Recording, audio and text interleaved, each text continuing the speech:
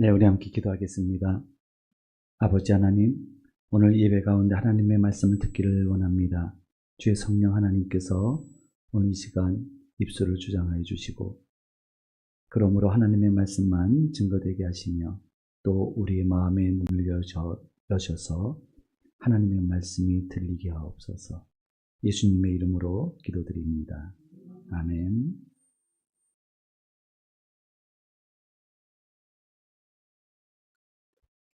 네, 지난 4월 5일 날 예수 그리스도의 부활을 기념하면서 하나님께 감사의 예배를 올려드렸습니다. 부활은 하나님을 믿고 따르는 성도들에게는 영원한 소망이요 기쁨입니다. 이 부활이 약속되어졌기 때문에 저희들은 이 세상에서 무슨 일을 당하든지 거기서 개의치 않고 우리가 기쁨으로 소망 가운데 살아갈 수가 있게 되는 겁니다. 만약에 우리가 이 부활의 소망이 없다면 참 이 세상에서 가장 불쌍한 사람이라고 고백했던 그런 바울의 이야기가 딱 맞습니다. 우리의 모든 삶이 이 세상으로 모든 것이 끝난다고 한다면 그것처럼 우리에게 불행한 일은 없을 것입니다. 세상에서 누릴 수 있는 것 누리지 못하고 우리가 육신의 즐거움을 버리고 거룩한 성결한 삶을 추구하는 성도들에게 있어서 이 세상이 다라고 한다면 얼마나 그것이 불쌍한 일이겠습니까? 그런데 우리에게는 부활의 소망이 주어졌고 부활의 약속이 우리에겐 분명하게 약속되어졌기 때문에 우리는 참으로 행복한 사람들이고 또 세상을 이길 수 있는 힘을 이미 우리는 갖고 있습니다. 할렐루야. 따라서 부활은 하나님을 믿고 따르는 성도들에게는 영원한 소망이요 기쁨이 되는 겁니다. 그래서 예수 그리스도를 만난 성도는 우리의 어떤 삶의 상황과는 상관없이 기쁨과 평안한 삶을 누릴 수가 있는 겁니다. 그리고 이 부활의 소망은 이러한 기쁨과 소망의 삶, 평안한 삶을 계속 지속할 수 있게 하시는 하나님의 은혜입니다. 믿습니까? 여러분들 우리가 이런 얘기를 많이 듣습니다. 우리가 어떤 일에 있어서 실수를 하거나 또 지난 우리 과거를 돌아보면서 내가 다시 산다면, 내가 다시 그때로 돌아갈 수만 있다면 이런 후회를 할 때가 참 많이 있습니다. 내가 그때 내가 그런 선택만 하지 않았으면, 내가 그때 그 사람만 만나지 않았으면 좀 부정적인 얘기인데요.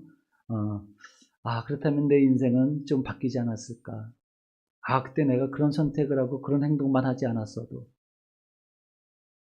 땅을 치고 후회할 만한 일들이 얼마나 많이 있습니까? 그런데 저는 그래서 많은 분들이 그렇게 얘기를 하죠. 내가 다시 과거로 돌아간다면, 내가 다시 살 수만 있다면 이런 생각을 하게 됩니다. 그런데 저는 무슨 생각을 하게 되냐면 과연 내가 과거의 나로 돌아간다고 해서 내가 더 잘 살 수 있을까? 저는 솔직히 자신 없습니다. 내가 과거로 다시 돌아간다고, 나에게 다시 인생이 주어진다고 내가 잘 살 수 있을까? 장담할 수가 없습니다. 오히려 지금까지 살아오면서 겪은 이 고통만 가중될 뿐이지 과거로 돌아간다고 우리의 삶이 새로워질 수는 없는 겁니다. 왜냐하면 우리는 여전히 연약하고 우리는 여전히 편견과 죄로 말미암아 변질되고 상한 심령을 갖고 있기 때문에 그렇습니다. 그 상태로는 전혀 새로운 삶을 살 수가 없습니다. 아무리 과거로 돌아간다고 해도 서로 지금 생각하기에 그때 그 결정만 안 했어도, 그렇게만 안 했어도 라고 하는 그 일을 번복해서 다른 선택을 했다 할지라도 또 다른 실수와 시행착오를 통해서 우리 인생은 여전히 고통스러울 수밖에 없습니다, 여러분. 그러니까 여기서 우리는 나에게 주어진 삶을 후회할 것이 아니라 본질적으로 새롭게 거듭나는 길을 선택을 해야 되는 겁니다. 그것이 무엇이냐면 예수 그리스도를 통해서 주어지는 부활의 삶입니다. 할렐루야. 이것만이 우리가 다시 살아갈 때에 완전하고 평화로운 삶을 살아갈 수 있는 유일한 길입니다, 여러분. 후회한다고 인생 바뀌지 않습니다. 나에게 어떤 기회가 주어진다고 그 기회 한번 잡았다고 내 인생 성공적으로 끝나는 거 아닙니다.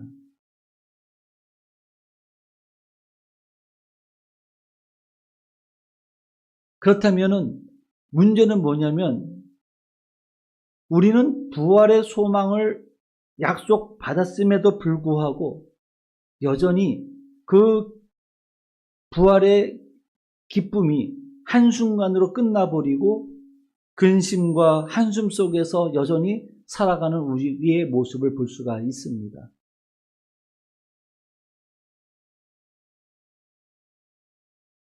부활주일날 우리가 기쁨으로 예배를 함께 드렸습니다. 성찬도 같이 나누었습니다. 떡과 포도주를 같이 나누고 떼고 하면서 그렇게 예수 그리스도 안에서 부활의 소망으로 한껏 충만해 있었는데 그 시간이 지나고 나니까 어떻습니까? 다시 썰물처럼 그 기쁨은 다 빠져나가고 지금 여러분들의 심령은 어떻습니까? 여러분들의 마음은 어떻습니까? 자, 여러분, 바로 이것입니다. 우리가 이 부활의 소망과 기쁨을 누릴 수 없는 그 이유는 왜 그러느냐? 육신을 가지고 험한 세상을 살고 있기 때문에 그렇습니다. 우리 이 육신은 세상과 그 뒤에서 역사하는 어둠의 권세를 결코 이길 수가 없습니다. 그렇기 때문에 우리는 비록 부활의 소망을 약속받았어도 끊임없이 우리는 실족합니다.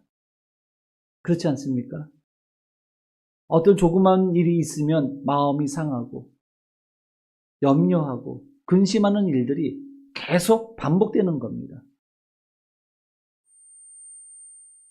부활의 기쁨을 누리지 못한다는 이야기입니다. 그렇다면 우리가 부활의 기쁨을 빼앗기지 않고 지속적으로 누릴 수 있으려면 하나님의 어떤 은혜가 필요할까? 사실 우리에게 주어진 이 기쁨, 천국의 기쁨, 천국의 소망을 잃어버리지 않기 위해서는 그것을 빼앗기지 않도록 우리가 지켜야 되는데 그것을 지키기가 굉장히 어렵습니다. 어제는 23명의 목사님들을 안수해서 임직을 시켰습니다. 그리고 640명, 한 700명 가까운 하객들이 와서 자리를 꽉 채웠습니다. 전부들 목사의 임직을 하며 목사 가운을 받고 안수받는 목사 대상자들은, 임직 대상자들은 감격의 눈물과 감사의 눈물을 흘리면서 안수를 받았습니다. 너무나도 감격스러운 현장이었습니다. 그런데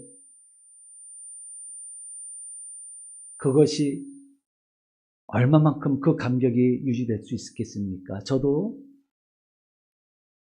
목사 안수를 받은 지 벌써 한 20년이 다 지나가고 있는데요. 처음에 그 감격, 과연 내가 지금 유지하고 있을까? 어느샌가 저도 그 감격을 잃어버리고 살 때가 참 많이 있다는 걸 깨닫습니다.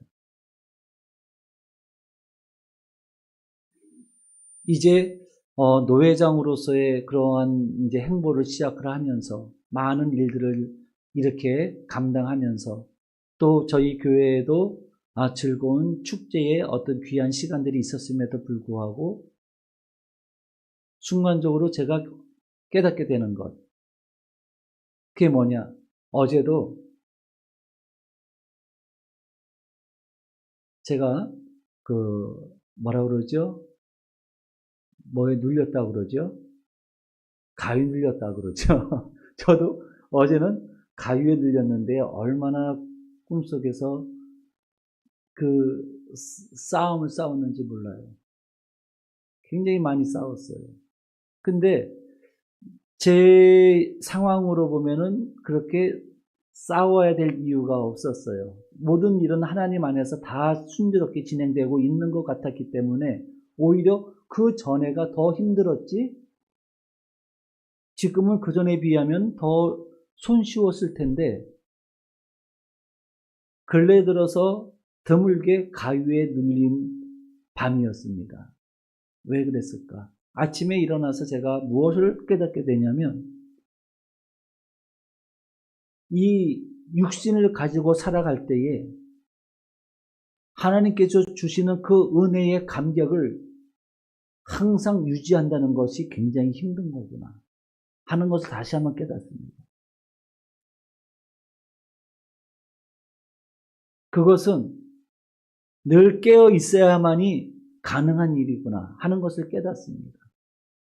근데 깨어 있다고 해서 그게 가능할까? 우리의 힘으로는 안 된다는 것을 다시 한번 깨닫습니다. 그래서 우리는 하나님의 도우심이 필요한 것입니다.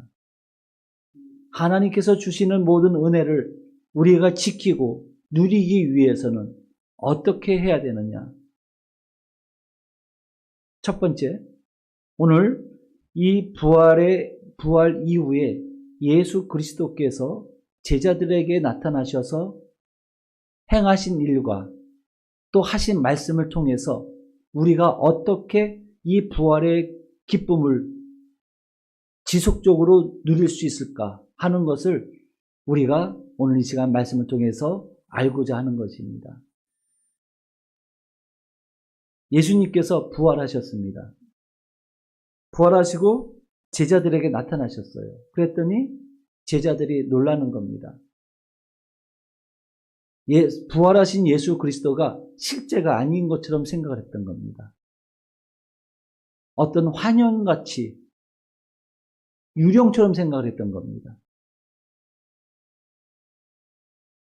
그런데 예수님께서는 그러한 제자들에게 무엇을 말씀하시냐면 이렇게 39절에 이렇게 말씀하십니다. 내 손과 발을 보고 나인 줄 알라. 손과 발에 어떤 현상이 있었죠? 어떤 자국이 있었죠? 못자국이요. 못자국이 있었습니다. 보내는 겁니다. 나는 유령 같은 환영이 아니라 실제로 나는 다시 부활하셨다는 겁니다. 할렐루야. 보라는 거예요. 보라는 거예요. 내 손과 발을 보고 나인 줄 알라. 또 나를 만져보라. 영은 살과 뼈가 없으되 너희 보는 바와 같이 나는 있느니라. 영은 육체가 없다는 겁니다. 하지만 나는 있다는 거예요. 어떤 분이 이런 질문을 합니다. 사람이 죽으면 다시 부활의 약속을 받은 성도들은 다시 일어나야 되는데 그러면 화장하면 안 되잖아요. 이런 질문들을 꽤 많이 합니다. 불에 다 태워서 없애버렸으니 어떻게 예수님 다시 오실 때 부활할 수 있겠습니까? 그래서 옛날에는 저희들 화장 안 했어요. 그죠? 70년대, 80년대 화장 안 하고 주로 매장을 했지 화장을 잘 안 했어요. 꺼려 했습니다. 왜냐하면 불에 태워서 가루를 갈아서 전부 다 없애버리니까 그러면 주님 다시 오실 때 부활의 몸이 없잖아요. 입을 몸이 없잖아요. 이렇게 생각을 한 겁니다. 그래서 많은 성도들이 지금 어떻습니까?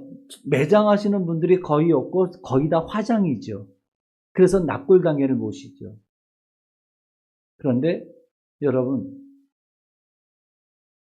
우리가 부활할 때는 이 육신이 부활하는 게 아닙니다, 여러분. 이 육신이 부활하는 게 아니라 부활의 몸이 따로 예비되어져 있습니다.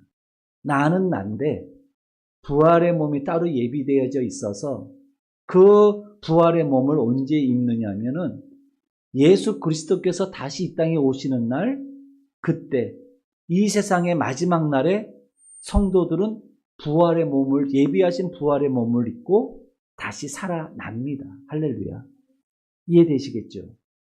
그러니까 매장을 하던 화장을 하던 장례 방식에 의해서 부활이 이루어지고 안 이루어지고 그런 문제가 아니라 부활은 오직 하나님의 능력 가운데 있다는 겁니다.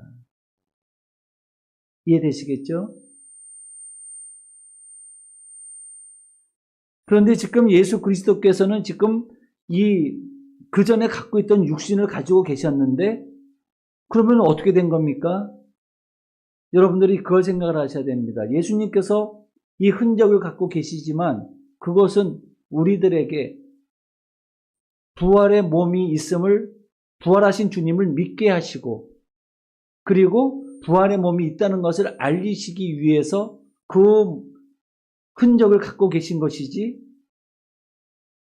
예수 그리스도께서 변화산에서 어떤 모습으로 변화하셨습니까? 영광스러운 모습으로 변화하시는 것을 알 수가 있습니다. 그러므로 이 부활의 몸이 있음을 우리가 믿어야 되는데, 따라서 예수님께서 제자들에게 무엇을 말씀하시고자 하느냐? 이 부활의 기쁨과 소망을 지속적으로 누리기 위해서는 부활에 대한 믿음과 확신이 있어야 된다는 겁니다. 할렐루야. 나는 다시 살아날 거라고 하는 확신이 있어야 돼요. 지금은 힘들죠. 육신이 연약해서 이렇게 잠도 좀 오고 이렇게 곤고해질 수 있어요. 그죠? 또 때로는 우리 뼈마디 관절마다 아주 쑤시고 아파가지고 아주 힘들 때도 있죠. 이럴 때는 아이고 하면서 다리를 두들기기도 하고 하죠. 바로 이러한 모습들이 있지만 그럼에도 불구하고 부활에 대한 확실한 소망이 있기 때문에 우리는 육신이 어떤 상태에 있든지 간에 우리는 이겨낼 수가 있는 겁니다. 육신을 힘이 있고 있기 때문에 아이고 아파하지만 그럼에도 불구하고 때가 지나면 우리는 부활의 몸으로 다시 일어날 것을 믿기 때문에 우리는 우리 몸의 연약함 때문에 슬퍼하거나 탄식하지 않고 우리는 이겨낼 수가 있는 겁니다. 할렐루야.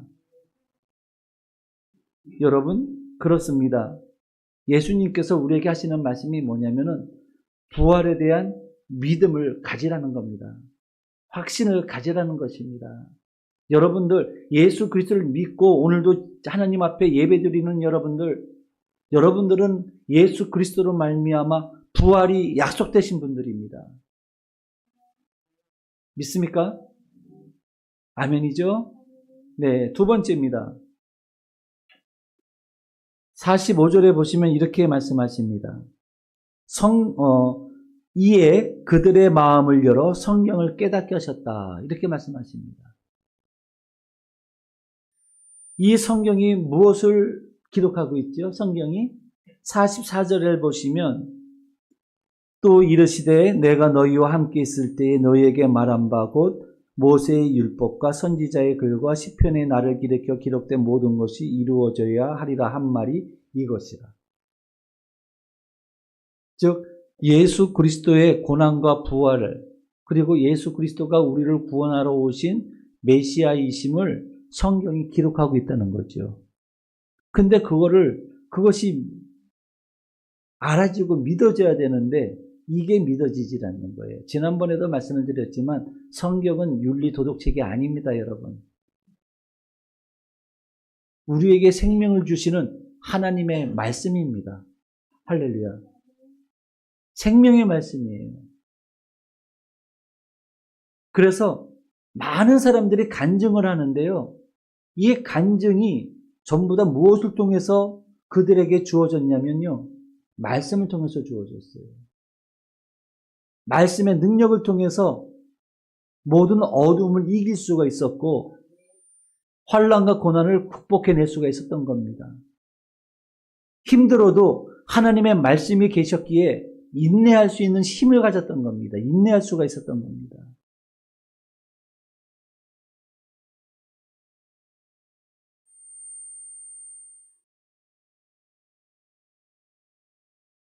말씀을 보는 눈이 열려야 됩니다, 여러분. 말씀을 읽으실 때에, 말씀을 성령을 대하실 때에 이것이 그냥 많은 책 중에 하나의 책으로만 읽으시면 안 된다는 겁니다. 하나님의 말씀은 히브리서 4장 12절의 말씀처럼 좌우의 날선 어떤 검보다도 예리하다고 말씀하셨어요. 혼과 영과 및 골수를 찔러 쪼개신다고 그러셨어요. 그것이 하나님의 말씀이에요.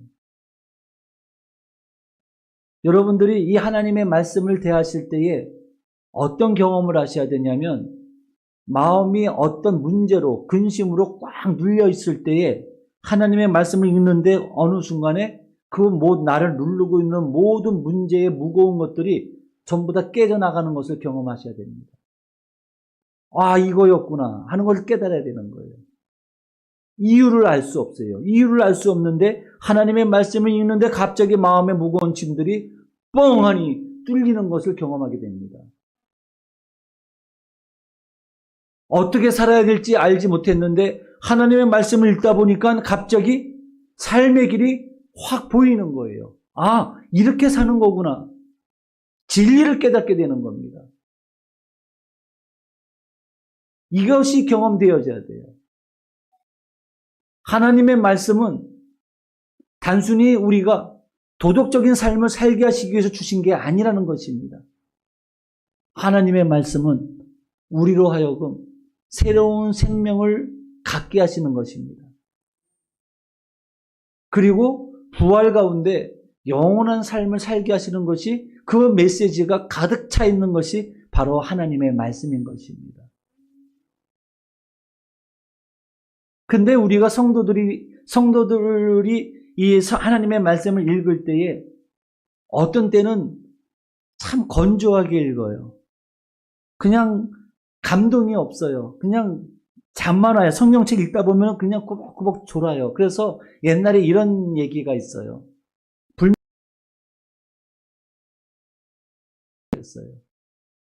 불면증에 시달리고 있는 사람들은 반드시 신약과 구약을 읽으라고 그랬어요.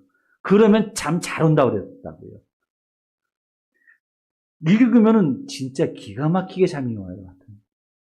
설교도 마찬가지잖아요. 설교 시간에도 이렇게 말씀을 전하잖아요. 아유, 얼마나 잠이 잘 오는지 몰라요. 아주 꿀 같아요, 잠이 아주. 그런데 어떤 때는, 그래서 목사님들이 뭐라고 얘기하면 성도님들이 반박하는 내용이 있습니다. 하나님께서 저를 사랑하시나 봐요. 그러니까 잠을 주시죠. 뭐 이렇게 얘기를 하거든요. 아, 여러분, 예, 성경 잘 해석해야 됩니다. 그런데 성경이 어떤 때는 그렇게 졸립고 따분하고 고리타분한 얘기 같은데, 어떤 때는요, 이 말씀이 능력이 돼서 내가 풀 수 없는 그런 능력, 어떤 문제들을 확 풀어버리는 말씀의 능력을 경험할 때가 있단 말이에요. 말씀이 너무 좋은 거예요. 말씀을 읽다 보면요, 세상의 진리가, 세상의 이치가 다 보이는 거예요.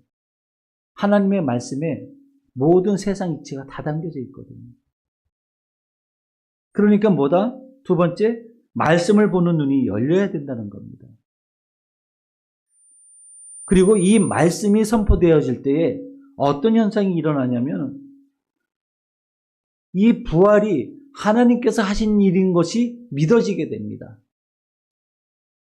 말씀을 보는 눈이 열려지게 되면 두 번째는 죄사함을 받게 하는 회개가 일어나게 되는 겁니다.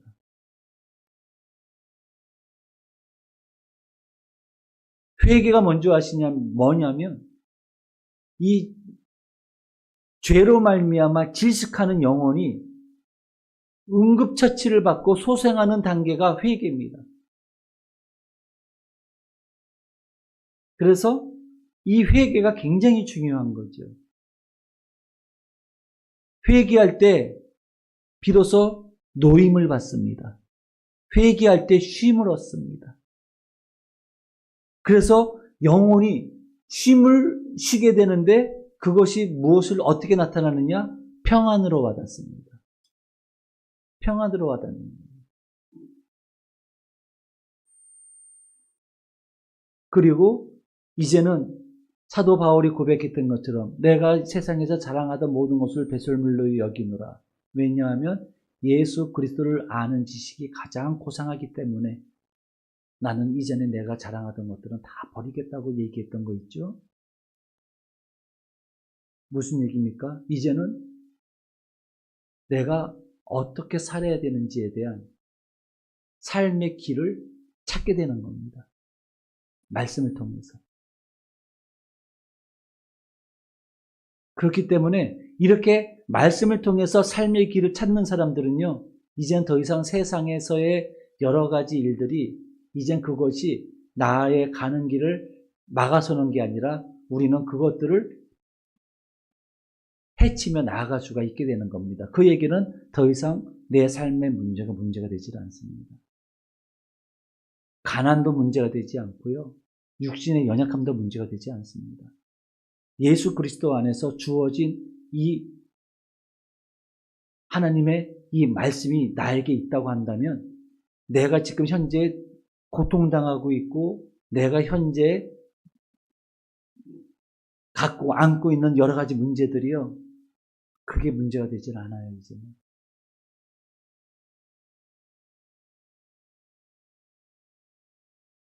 그래서 이제는 사명의 삶을 살게 되는 겁니다. 마지막으로 세 번째, 우리가 이 부활의 기쁨을 지속적으로 누리기 위해서는 어떻게 해야 되느냐? 성령의 도우심을 받아야 됩니다. 49절을 한번 다 같이 한번 읽어볼까요? 누가복음 44장 49절 시작.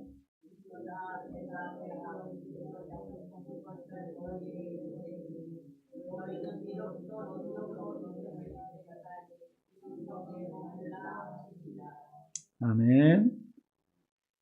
그렇습니다. 지금 누가복음이 이렇게 끝나죠. 그리고 나서 이 누가복음을 기록한 누가가 또 다시 기록한 성경이 사도행전이거든요. 사도행전 1장에 보시면 마치 누가복음의 후속편처럼 다시 그 말씀이 메시지가 계속 이어지고 있는데 예수님께서 부활하신 후에 제자들에게 나타나셔서 하신 말씀 중에 이런 말씀이 있어요. 사도와 함께 모이사 그들에게 분부하여 이르시되 예루살렘을 떠나지 말고 내게서 들은 바 아버지께서 약속하신 것을 기다리라. 아버지께서 약속하신 것을 기다리라. 이렇게 말씀하셨어요. 똑같죠? 그리고 나서 하시는 말씀, 그 약속하신 것이 뭐냐? 사도행전 1장 8절 말씀, 오직 성령이 너희에게 임하시면 너희가 권능을 받고 예루살렘과 온 유대와 사마리아와 땅끝까지 이르러 내 증인이 되리라 하시니라. 아멘. 자, 그리고 누가복음 다시 본문으로 돌아와서 24장 48절에 너희는 이 모든 일의 증인이다. 이 증인의 삶을 어떻게 살 수 있느냐? 성령의 권능이 임하시면 그렇게 살 수 있다는 거예요. 성령을 뭐라고 그러죠? 성령을 우리가 보혜사라고 그러죠. 보혜사. 우리를 돕는 분이라는 겁니다.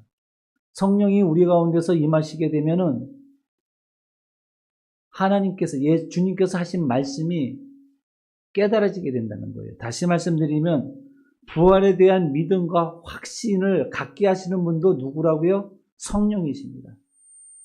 내가 믿는다고 믿어지는 게 아니에요. 성령께서 임하실 때에 우리 가운데 부활에 대한 확신이 드는 겁니다. 성령께서 역사하시는 거예요.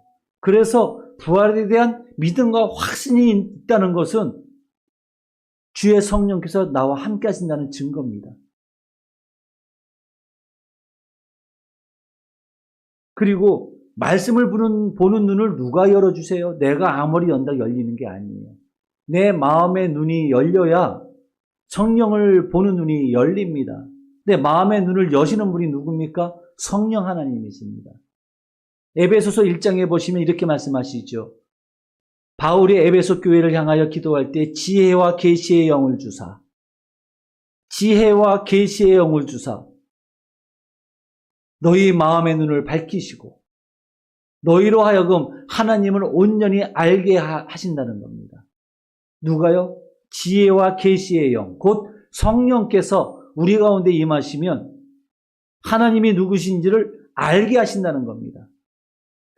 그리고 마음의 눈을 밝히셔서 하나님의 부르심의 소망이 무엇인지를 분명하게 깨닫게 하신다는 거예요. 그리고 우리가 하나님의 말씀을 대할 때 마음의 샛별이 떠오른다라고 말씀하신 건 뭐냐? 깨달음이에요. 마음의 눈이 열려서 하나님의 말씀이 무엇을 의미하는지를 알게 되는데 그것을 알게 하시는 분이 누구냐면 성령이시라는 거죠. 그러니까 우리의 모든 신앙생활은 성령께서 우리를 돕지 아니하시면 우리 스스로 신앙생활을 할 수가 없습니다. 성령이 나와 함께하지 아니하시면 우리의 신앙생활은 굉장히 힘들어요. 내가 하기 때문에 그래요. 내가 뭔가를 하려고 하기 때문에 신앙생활이 어렵습니다. 그런데 성령, 내가 할 일이 없어요. 성령께서 내 속에서 함께 하시고 역사하시기 때문에 성령께서 나로 하여금 하나님의 길로 인도하시고 성령께서 역사하심으로 내가 힘들 필요가 없는 거예요. 오직 성령께서 우리에게 주시는 게 뭡니까? 평안입니다. 평안. 쉼입니다. 쉼.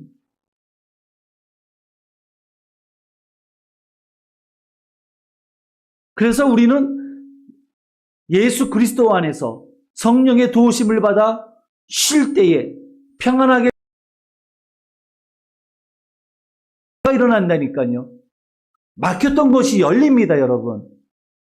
문제가 해결됩니다. 연약한 병든 몸이 치유받습니다. 누가 하시는 일이에요? 성령께서 역사하시는 거예요. 성령께서 역사하시기 때문에 우리는 쉼을 얻을 수가 있는 겁니다.